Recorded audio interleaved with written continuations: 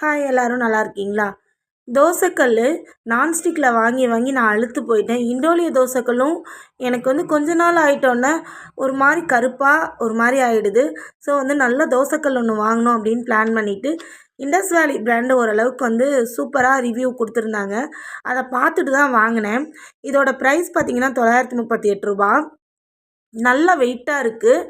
தோசைக்கல் சீசனிங் அவங்களே பண்ணி கொடுக்குறாங்க. ப்ரீ சீசனிங் தான். நல்லா ரொம்ப பெருசாக இருக்குதுன்னு சொல்ல முடியாது. ஓரளவுக்கு மீடியம் சைஸில் இருக்குது. ஒரு தடவை நல்லா வாஷ் பண்ணிவிட்டு தொடச்சிட்டு ஆயில் போட்டுட்டு நம்ம தோசை சுடலாம். ஃபஸ்ட்டு தோசை சுட்டோன்னே நான் சரியாக தோசை வேகிறதுக்கு முன்னாடி எடுத்துட்டேன். ஒரு மாதிரி வேகாத மாதிரி பிஞ்சு பிஞ்சு வந்தது.